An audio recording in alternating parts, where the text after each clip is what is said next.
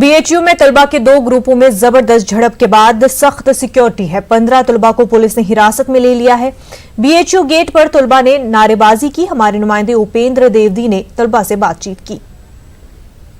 बवाल के बाद अभी भी छात्र जो है आंदोलनरत हैं और धरने पर हैं। इस वक्त हम बीएचयू के मुख्य द्वार पर खड़े हैं, जहां आप देख सकते हैं किस तरीके से सेम बीएचयू वीसी और पुलिस फ्री कैंपस सस्पेंड इस तरीके के बैनर्स लगे हैं और बीएचयू अगेंस्ट पुलिस ब्रॉटनेली, मतलब जो पुलिस के खिलाफ जो उनका आक्रोश है वो बीएचयू के छात्रों का जाहिर है। इसमें जो गेट है वहां पर आप देख सकते हैं किस तरीके से वो अपनी बात रख रहे हैं बैनर पोस्टर्स के माध्यम से, और पूरा गेट बंद कर दिया गया है। कुछ छात्र हैं हमारे साथ, हम उनसे बात करने की कोशिश करते हैं। ये क्या आप यहीं पे हैं? हाँ, यहीं पे।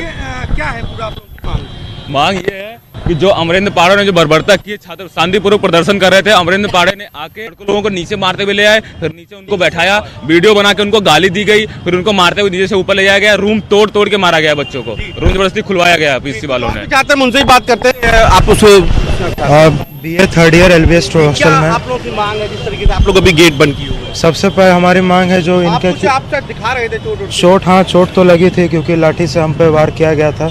है कि सबसे पहले हॉस्टल खोला जाए क्योंकि हम लोगों का पेपर चल रहा है, और जो लड़कों को अरेस्ट किया गया छोड़ दिया जाए, क्योंकि हॉस्टल में हम लोगों के परिचित दोस्त रहते हैं, तो वो जरूरी नहीं कि सब लोग एडमिट आई कार्ड लेके ही अंदर आए। हम यहाँ पे बीएचयू के छात्र जो है जमा है और मैं तस्वीरें दिखाना चाहूंगा आपको कि किस तरीके से ये मुख्य गेट है सिंगदौर, जहाँ पूरी तरीके से अब जो बंद कर दिया गया है और बड़ी संख्या में जो हॉस्टल के छात्र हैं वो यहाँ जमा है। उनका कहना है कि जब तक हमको हॉस्टल में जो है वापसी नहीं कराई जाएगी तब तक ये धरना चलेगा। साथ ही साथ उनका आरोप है कि पुलिस ने बर्बरता की। और कल आपको बता दें किस तरीके से दो हॉस्टल के छात्र गुटों के बीच में जो मारपीट के बाद जो बवाल हुआ, उसके बाद यहाँ पर पुलिस आती है, पीएससी आती है, उसके बाद जो है यहाँ पर जो आंदोलन छात्र होते हैं, जो बवाली छात्र होते हैं, उन पर लाठीचार्ज होता है। उसके बाद हॉस्टल की तलाशी होती है। हॉस्टल की तलाशी में जो है एक अवैध तमंचा भी मिलता है और कई सारी बाहरी छात्र मिलते हैं। उसके बाद पुलिस यहाँ लाठीचार्ज करती है। देर शाम तक यूं ही बवाल चलता रहता है। उसके बाद देर रात छात्र धरने बैठते हैं और अब जो देर रात छात्र धरने बैठे उसके बाद अभी भी ये धरना जारी है और अब जो मुख्य गेट है वो बंद कर दिया गया है। तो एक बार फिर बीएचयू में जो है तनाव की स्थिति है और देखना ये होगा कि अभी तनाव कब तक खत्म होता है और कैसे बीएचयू प्रशासन बीच का रास्ता अपनाता है। कैमरा पर्सन पंकज सिन्हा के साथ उपेंद्र द्विवेदी, न्यूज़ 18 वाराणसी। नाजरीन, आपको बता दें कि बीएचयू यूनिवर्सिटी में काफी हंगामा देखने को मिला है। तलबा के दो ग्रुपों में जबरदस्त झड़प हुई, जिसके बाद सिक्योरिटी के सख्त इंतजामात किए गए। यूनिवर्सिटी में 15 तलबा को पुलिस ने हिरासत में भी ले लिया है। बीएचयू गेट पर तलबा ने नारेबाजी शुरू की, उसके बाद सिक्योरिटी के सख्त इंतजामात किए गए हैं। काफी ज्यादा माहौल जो यूनिवर्सिटी का है वो खराब हो गया था क्योंकि दो ग्रुपों के बीच झड़प हो गई थी। हमारे नुमाइंदे उपेंद्र इस वक्त हमारे साथ जुड़ चुके हैं। उपेंद्र, आपसे जानना चाहेंगे इस वक्त बीएचयू में कैसा माहौल देखने को मिल रहा है? देखिए, अभी भी तलबा आंदोलनरत है और अभी भी जो है मुख्य गेट ये बंद हुआ है और अभी आप तस्वीरों में सीधे तरीके से देख सकते हैं कि मुख्य गेट बंद होने के बाद छात्र किस तरीके से प्रदर्शन कर रहे हैं। उनका साफ तौर पर कहना है कि किसी भी तरीके से वो तब तक अपना जो है धरना वापस नहीं लेंगे जब तक कि उनको हॉस्टल में वापस जो है उनको हॉस्टल खोल के उनको वापस नहीं कर दिया जाता, क्योंकि उनके एग्जाम्स हैं। तो फिलहाल यहाँ पर स्थिति तनावपूर्ण है और अभी भी तनाव को देखते हुए यहाँ पर बड़ी संख्या में पुलिस बल लगाया गया है। पीएससी भी अंदर तैनात है, जहाँ पर हॉस्टल है वहाँ पीएससी तैनात है। और मुख्य गेट बंद होने से जो यहाँ पर बीच में जो आम स्टूडेंट्स हैं और जो आम लोग हैं वो नहीं आ जा पा रहे हैं, यही जो है मेन गेट है बीएचयू का, जिसको पूरी तरीके से देखिए बंद करके इस समय धरना चल रहा है और अभी भी धरना जारी है। और तो बैनर पोस्टर के माध्यम से बीएचयू के जो छात्र हैं वो अपनी बात कह रहे हैं। उनका साफ तौर पर कहना है कि जो पुलिस लाठीचार्ज हुआ है ये गलत है। वो यहाँ पढ़ने आए थे और जो है कुछ जो है उनके ऊपर जो है गलत इल्जामात लगाए गए, जिसके बाद उनको इस तरीके से हॉस्टल से निकाल दिया गया है। उनकी पढ़ाई बाधित हो रही है और अभी भी बड़ी संख्या में आप ये देखिए कि पूरी तरीके से जो वो है बैरिकेटिंग है वो लगाकर और अभी भी धरना चल रहा है और जो है जो नारेबाजी है वो चल रही है। उनका साफ तौर पर कहना है कि किसी भी कीमत पर यह धरना खत्म नहीं किया जाएगा। तो अब देखने वाली बात इस तरीके से ये होगी कि किस तरीके से बीएचयू प्रशासन जो है बीच का रास्ता निकालता है। बीएचयू प्रशासन की ओर से क्या कोई नुमाइंदा यहाँ पर आएगा और छात्रों से और जो है कुलबे उनसे बात करेगा और किस तरीके से कोई धरना समाप्त होना ज़रूरी है, क्योंकि अगले महीने से एग्ज़ाम शुरू हो। जो आम लोग हैं उनको किस तरीके से जो है इस पूरे आंदोलन में प्रभावित होना पड़ रहा है। ये देखिए कि कुछ लोग हैं जो यहाँ पर अभी BHU हॉस्टल्स में अंदर जाना चाह रहे हैं, लेकिन मुख्य गेट बंद होने की वजह से, बवाल होने की वजह से उनको वापस होना पड़ रहा है। तो अब इस पर जल्द ही जल्द प्रशासन को, जो डिस्ट्रिक्ट एडमिनिस्ट्रेशन है, जिला प्रशासन है, उसको जो है पहल करनी होगी और किसी तरीके से बीच का रास्ता निकालना होगा, क्योंकि BHU बवाल होने की वजह से आम लोगों को भी, जो आम स्टूडेंट्स हैं, उनको भी दिक्कत होगी। स्टूडेंट के साथ तौर पर कहना है कि जब तक हमें हॉस्टल में वापसी नहीं करा दी जाएगी, तब तक ये आंदोलन और ये धरना चलता रहेगा। उपेंद्र, आप इस वक्त वहां पर मौजूद है, स्टूडेंट्स धरना दे रहे हैं, क्या आप उनसे बातचीत कर सकते हैं और जान सकते हैं कि क्या कुछ इन स्टूडेंट्स का कहना है?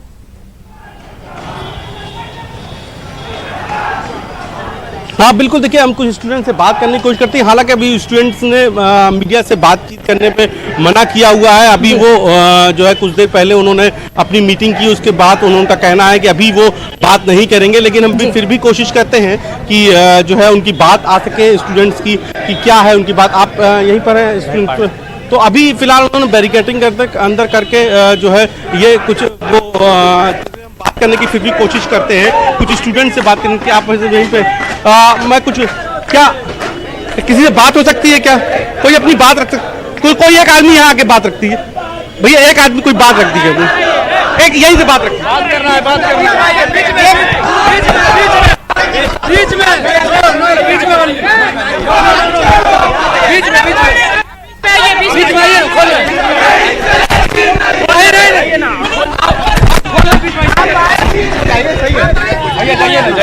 ये देखिए कुछ स्टूडेंट्स हैं जिनसे हम बात करने की कोशिश करते हैं। हाँ, मतलब क्या अब आप लोग की मांग किस तरीके से अभी हम उनसे बात हो चुकी है सुबह।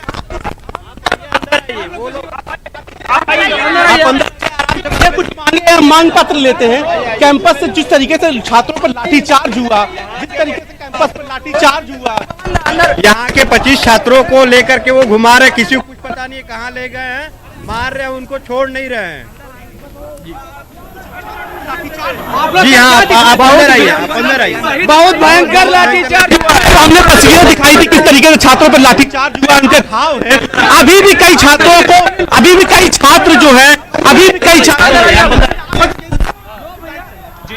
छात्रों के जख्म, अभी भी 25 से करीब छात्र हैं।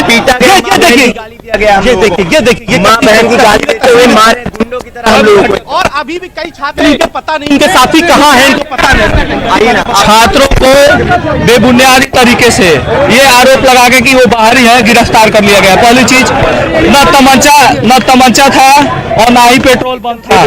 किसी तरह का कोई BHU में सेमेस्टर का एग्जाम शुरू होने वाला है, अपने में सारे लड़के अब जो है स्टडी करने के लिए तैयार होते हैं, क्योंकि 20 नवंबर से स्टार्ट होने वाला है।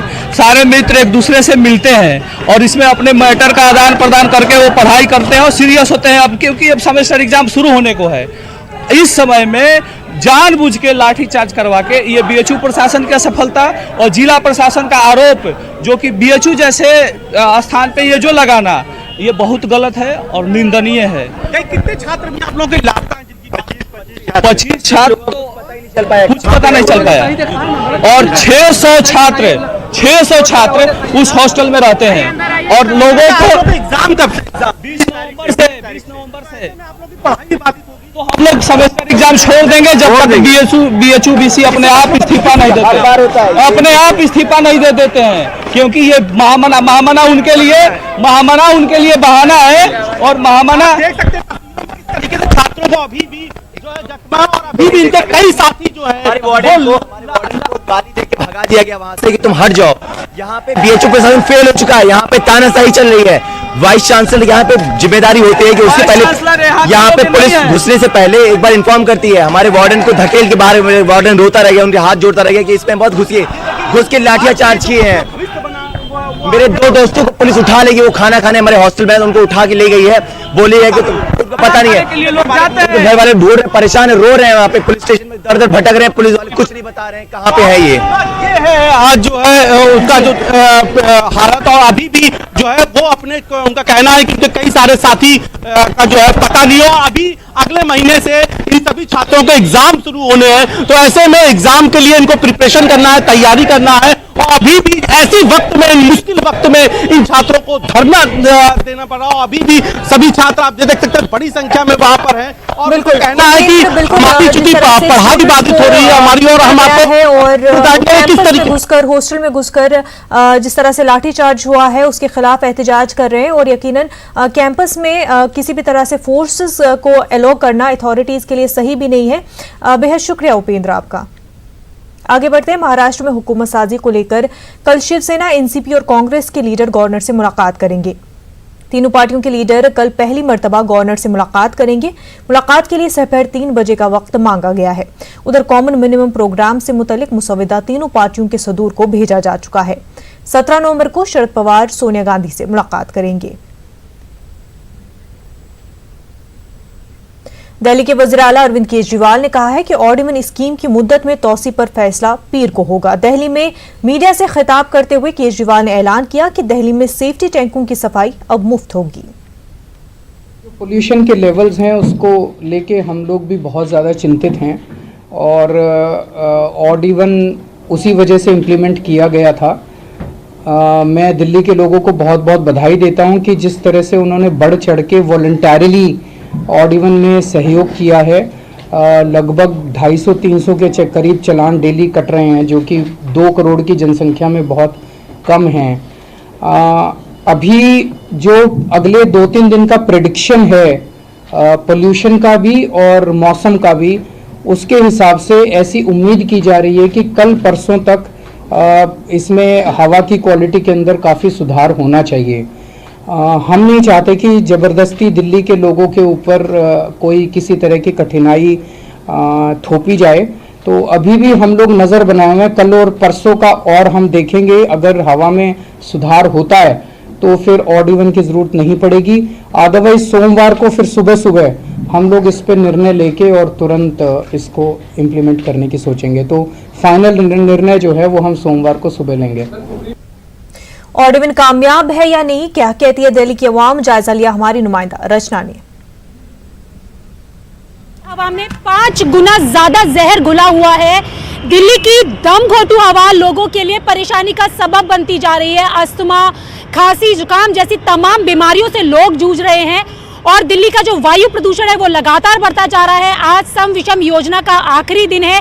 हालांकि सरकार का कहना है कि अगर जरूरत पड़ी तो इसको आगे बढ़ाया जा सकता है, और इसी को लेकर आज एक समीक्षा बैठक भी है।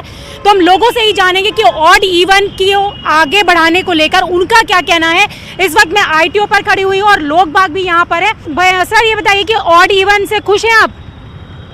खुश क्या, जाम तो इतना ही है, फिर भी जाम उतना ही है। तो सरकार तो कह रही है कि आगे और बढ़ाएंगे, इसको सोच रही है, इस पे विचार कर रही है। सरकार तो अपनी मनमानी करती है, और करता ही क्या है। मैम ट्रैफिक उतना ही है, कोई ट्रैफिक कम नहीं हुआ ऑड इवन और से। केजरीवाल सरकार तो कह रही है कि जरूरत पड़ी तो आगे बढ़ाएंगे, क्योंकि प्रदूषण का स्तर लगातार बना हुआ है। अपने सरकार तो अपने आप की सोचती है। तो आपको लगता है कि ऑड इवन से कोई फायदा नहीं हुआ है? भैया ये बताइए कि ऑड इवन को लेकर आप क्या कहते हैं?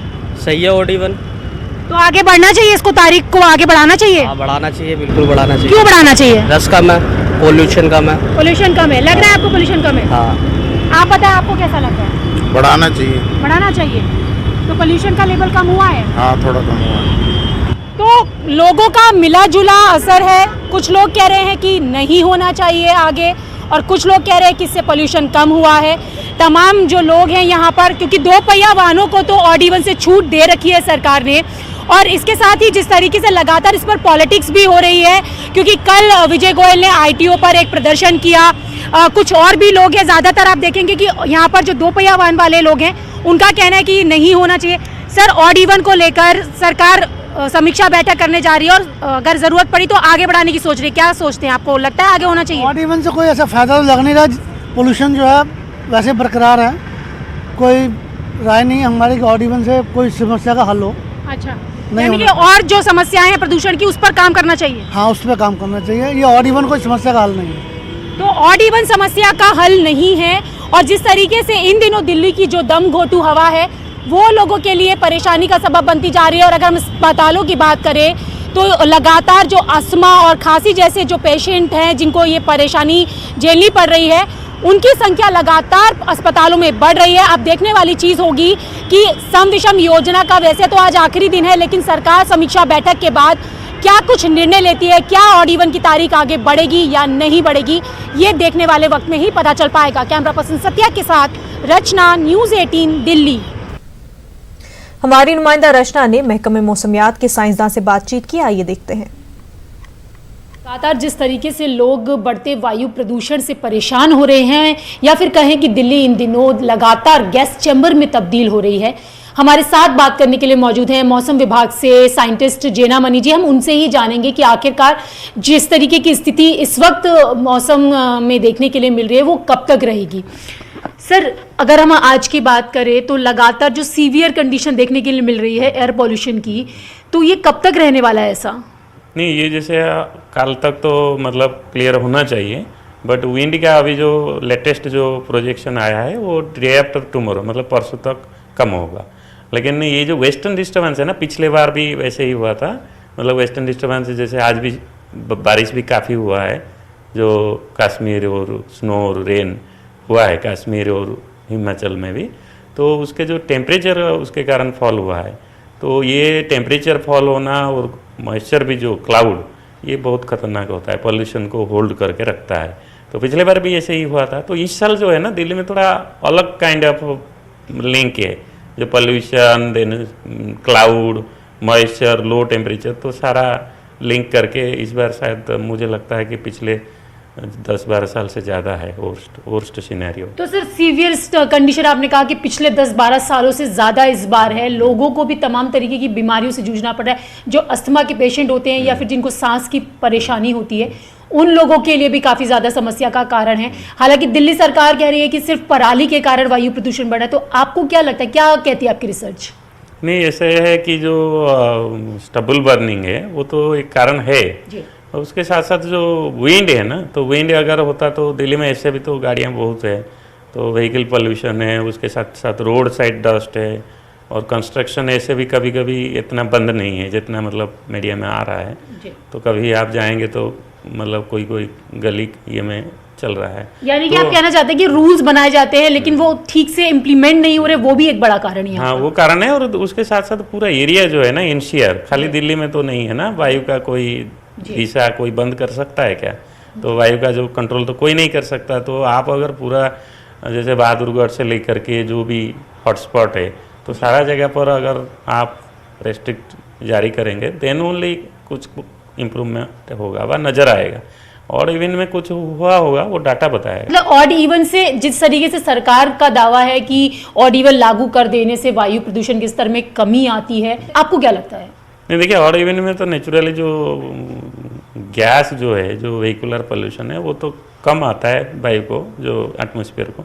तो कोई भी आप बोल सकता है कि वो उसमें कम, लेकिन कितना कम हो रहा है, क्या वो मतलब कमी हो, वो तो जो बाद में जो डाटा एनालिसिस, बट पिछले जितने बार हुआ था उसमें कमी पाया गया। तो ऑड इवन का तो इम्पैक्ट है, लेकिन कितना इम्पैक्ट है बोलना मुश्किल है। लेकिन सरकार तो कह रही है कि सर एक्सटेंड करेंगे, लोग भी इस पर ऑब्जेक्शन भी कर रहे हैं। आपको लगता है कि जिस तरीके की सीवियर कंडीशन है एयर पॉल्यूशन की, तो ऐसे में इसको एक्सटेंड होना चाहिए ऑड इवन को? तो एक्सटेंशन तो होना चाहिए, मतलब मेरा पर्सनल रिमार्क है। और बाकी जो है ना, गुड़गांव, फरीदाबाद, नोएडा, गाजियाबाद, ये सब जगह में भी होना चाहिए, देन ओनली थोड़ा ज़्यादा इम्पैक्ट आएगा। तो विंड का सभी वेट कर रहे हैं, तो हवा का जो है ना स्पीड जो है वो परसों पिकअप करेगा।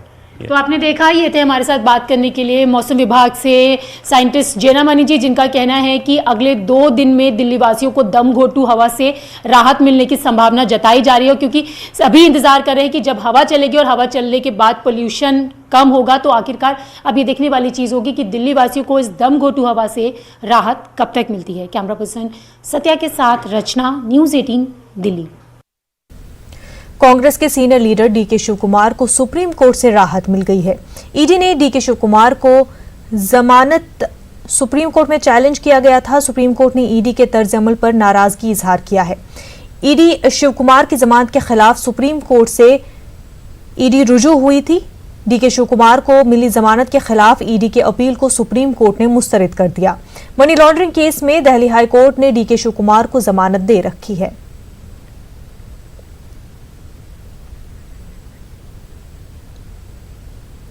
झारखंड के साबिक वज़ीर आला मधु कोड़ा को झटका लगा है। झारखंड असेंबली इंतखाबात इस बार वो नहीं लड़ पाएंगे। सुप्रीम कोर्ट ने कहा है कि अभी नाअहली का 1 साल और बचा है, इसीलिए मधु कोड़ा इंतखाब नहीं लड़ सकते हैं।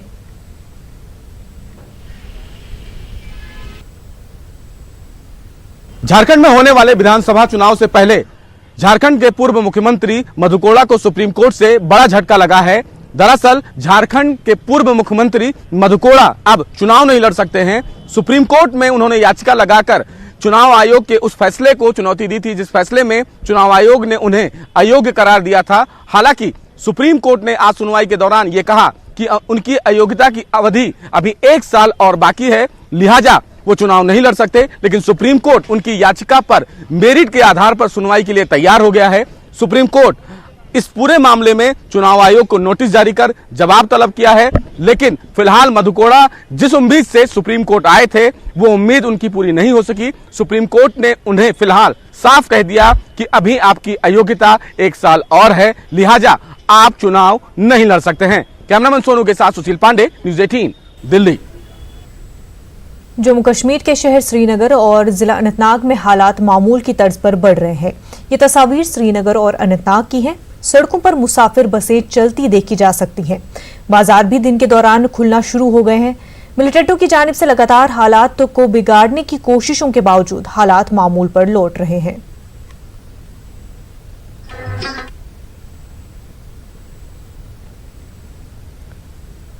जबलपुर में सेना कोर सिंगल्स के जयालू ने वर्ल्ड रिकॉर्ड अपने नाम किया है। टीम मेंबर हवलदार केसरी जेना ने यह रिकॉर्ड अपने नाम किया है। उन्होंने बिना हैंडल पकड़े सीढ़ी पर उल्टे समेत खड़े होकर ये रिकॉर्ड बनाया है।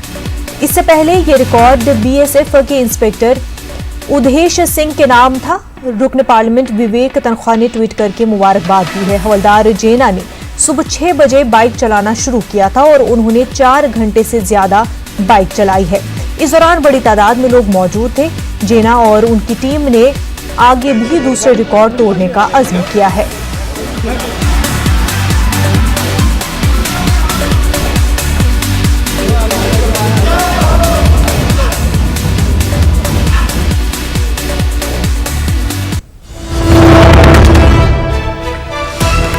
नाज़रीन, इस वक्त की बड़ी खबर, वज़ीर ख़ारजा एस जयशंकर का पाकिस्तान पर बयान। पाकिस्तान दहशत गर्दी का अड्डा है।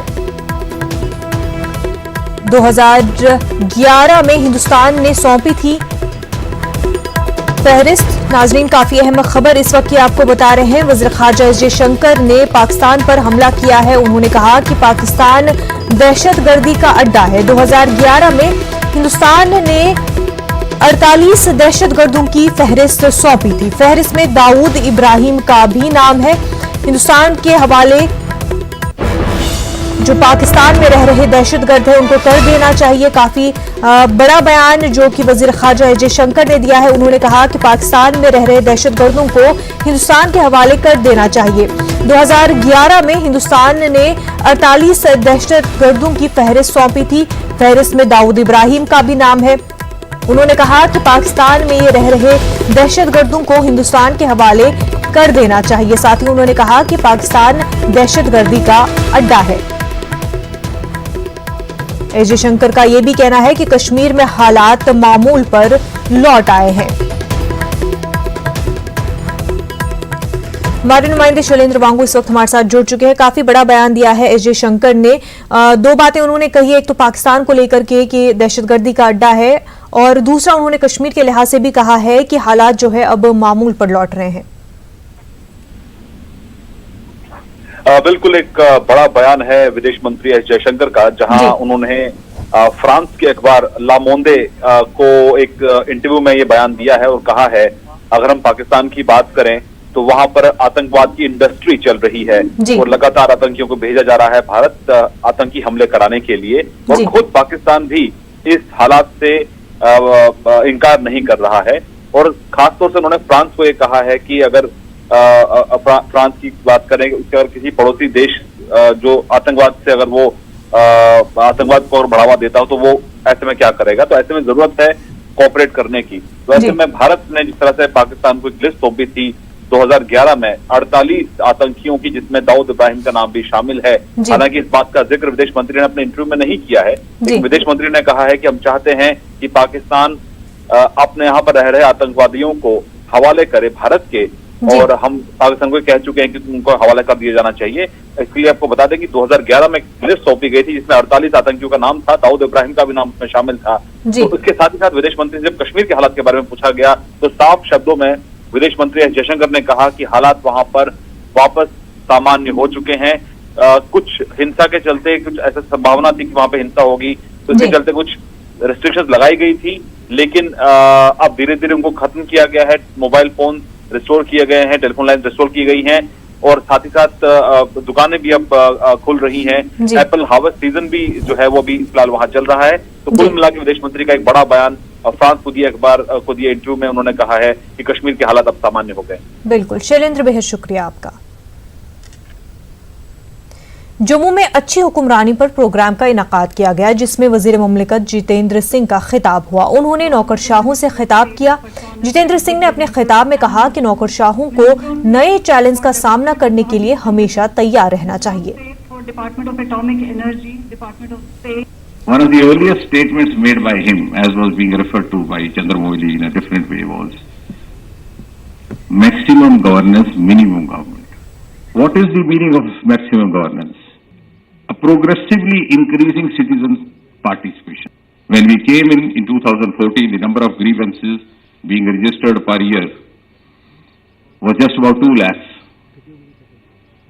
Today, 5 years later, it is, as we calculated on the 31st of December, it is 16 lakh more than that per year. So it's gone up 8 times. One of the media persons sardonically asked, he said, कहीं ऐसा तो नहीं कि मोदी सरकार के खिलाफ शिकायतों की संख्या बढ़ती जा रही है, जो आप कह रहे हैं कि 2 लाख से 16 लाख होगा। तो मैंने कहा कि इसका उत्तर देने की आवश्यकता नहीं, क्योंकि इसका उत्तर बाबा गालिब 150 साल पहले देंगे, जब उन्होंने ये शेर कहा कि जब तवक्को ही उठ गई गालिब, क्यों किसी का गिला करे कोई।